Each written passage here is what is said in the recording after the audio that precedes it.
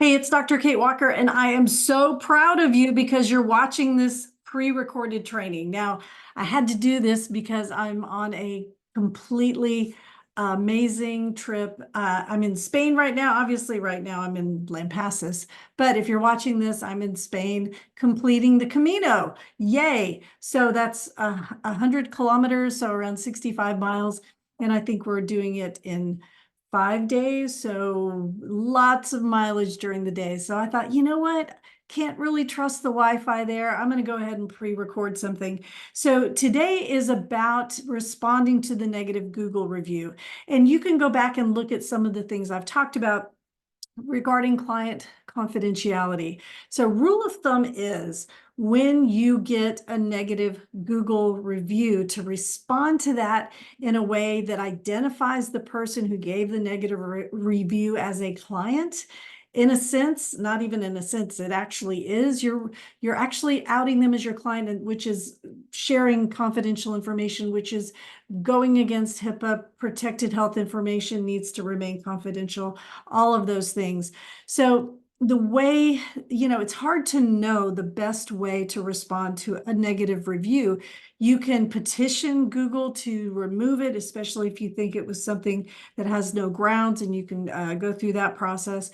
You can also go to trusted colleagues, and these are colleagues that other counselors, or if you're a supervisor, other supervisors, maybe people who have taken a course from you, and or maybe even you've taught a class and they have experienced you as a teacher, and they can go in and attest to your skills as a professional, your punctuality, the way you run a classroom, the way you organize a presentation. So those things, are all parts of professionalism. So unless you have a disgruntled client that's calling you out on Google for something that happened in a session with a therapist, generally they're going to be unhappy with your scheduling system, or being on time, or how they were treated in your waiting room, something like that. And when you get those colleagues who can attest to your professionalism, then those lower reviews will be less significant. I think, I know when I go to a restaurant, or I go to visit a town and I'm looking at the reviews, I'm expecting a 1-star review.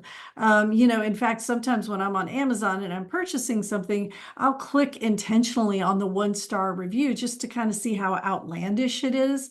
Because if there's one, honestly, it's not going to sway my opinion. Now, if there are several, well, business owner, you have a problem, right? There's something there that you need to fix. But a one-off 1-star review, I know it freaks me out. So I want to validate that fear. At the same time, I would just encourage you to then pay attention to the good things that colleagues are saying about you. And you can go back to a previous post where I talked about, counselors, we don't solicit Google reviews, right? So we're not asking our clients as they leave to, hey, if you don't mind, if you liked our service today, please post on Google, right? And you can watch that podcast episode or training that I have in your, if you're watching this or listening to this, I don't know what you're doing. You may be watching, you may be listening, but it's definitely in your Kate Walker training profile. There's, again, as I mentioned, the podcast and the blogs where I talk about this idea of soliciting reviews. We just don't do that. There's a rule that states we don't do anything for our gain at the client's expense. And, I could go into all of those reasons why that could be at the client's expense, but suffice it to say, I think I'm using that right. If you get a random Google review, then you have to just really pay attention to how you respond, even if you respond, if you think it's going to break HIPAA and confidentiality rules.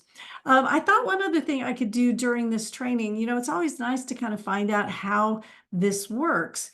And I say generally a lot. I need to stop saying that. It specifically goes to Google, right? So I'm going to share my screen, and don't worry if you're listening, I'm going to talk you through everything I'm doing. So if I share my screen, what you're going to see is I have Googled Kate Walker Training. Now, one of the things you'll notice up here in the right-hand corner, you will see my logo. So when I'm using Google, I could have several accounts going, and I know I'm in the right account if I look over here in the right-hand corner. So if I click down, you see I have several accounts. I have the directory coordinator, Kate Walker, which is kind of just my general account that has my personal email. It has my personal calendar.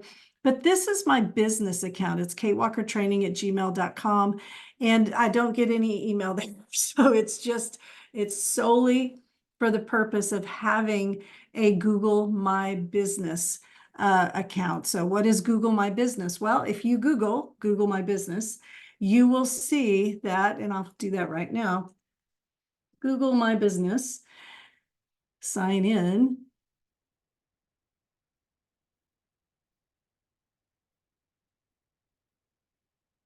There we go. You'll see in the upper right-hand corner, it's back to my personal profile, which also happens to be where I house all the information for my clinical practice, achievebalance.org. So if you look here, you'll see this has nothing to do with Kate Walker Training. I don't collect reviews here. Yes, you'll see I do have some Google reviews, but those are definitely things that have come along that I did not solicit. So when you go to Google My Business, and again, I'm going to open up a new tab, Google My Business, you will see the sign in, obviously, here. And if you have not claimed your business, you won't be able to do the things I'm about to show you. So the first step with Google My Business is you have to have a brick and mortar location. So for those of you who are virtual, I don't know if they have solved this yet, because what happens is Google will send you a postcard to your physical location, and it'll have a code on it. And when you put in that code, then you have claimed your business. So I'm going to show you and talk about how to get reviews. So let's say that you have your clients, like I do, in your clinical practice, but then you want to start, I don't know, providing CEs. Let's say you have your supervisor designation. You know, that's a great business plan for those of you who have your S, right? We never recommend having a ton of supervisees, especially when you're starting out. Those who do have wonderful systems in place, and they do a fabulous job, right? But having tons of supervisees isn't always the best way to go. But there are so many ways. Oh, there's my alarm. There are so many ways that you can expand your practice with your S. And so if you decide that you want to offer continuing education courses, you can create another website, another Google, and you can have another Google My Business. So that's what I'm showing you here.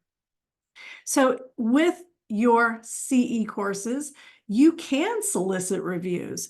And the way you do that is to go to your Google My Business, set all your profile up, but then look right here. I have 53 Google reviews. Y'all are amazing. Y'all give me 5-star reviews. Thank you. Thank you. I'm very grateful for that.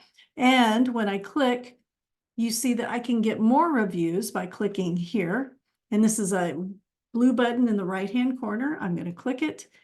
And you'll see that it gives me a link, this review link. I can copy it and I can send it out in emails. I can put it on my website. I can put it on evaluations for the folks who take the 40-hour training to become a supervisor in Texas. There are lots of ways that I can help people decide to give me a review. But let me repeat myself. I'm talking about a non-clinical part of my business. So a part of my business where I'm already giving people surveys, because that's what we do as continuing education providers. We really need to know that information. Did you like the course? Did you like the content? Was it presented in an effective way? All of those things, because a good continuing education provider is going to adjust their course based on your feedback. So yes, solicit reviews. And then if you get a negative one, absolutely send that link out and ask folks who've experienced your courses and they had a positive experience to review you. It's okay to ask for reviews if you have a non-clinical part of your practice. So going back to the Achieve Balance one, I'm For those of you who are listening, I'm clicking over to the tab that has my Achieve Balance, which is my clinical practice. You see, I don't have 53 reviews here. I have 5. And if I click on that and I want to get more reviews, then I could, but I don't, because that's not something that I do. And so the way I do recommend that you are able to get great data that you can share with potential clients who are looking for a wonderful practice like yours, you can get data, things like, if you send a survey to your clients that says, how did you feel about your wait time in our waiting room? 4 out of, on a scale of 1 to 5 stars, right? So if 4 out of 5 clients that you survey think that you do an amazing job of staying on time, starting and ending sessions on time, you can report that data. You can put that on your website. You can say, hey, you know what? 4 out of 5 clients think we run a really tight ship here. That's wonderful. That's great data. If I'm looking for a counselor and time is important to me, that data is going to mean the world.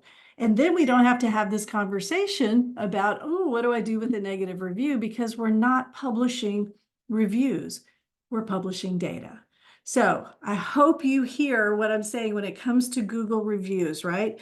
First of all, it's not for clinical practice.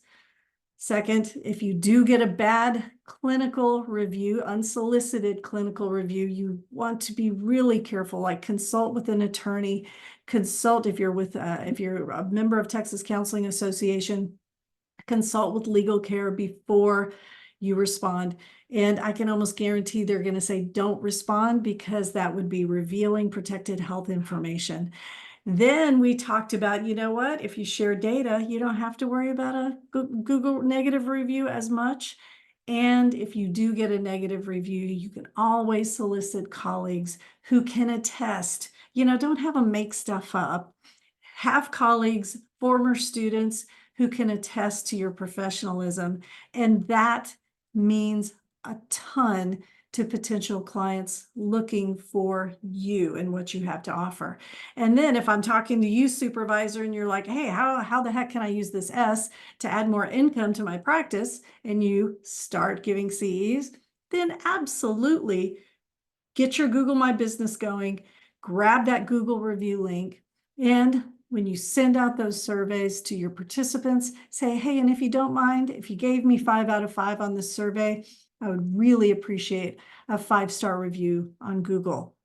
In fact, if you're watching this and you like these trainings and you would give me a 5 out of 5, I would love it if you gave me a 5-star review on Google. Now, my rule is if you don't feel you can give me a 5-star review, send me an email. I want to know what to fix. My team and I are constantly working to improve how we deliver information to you.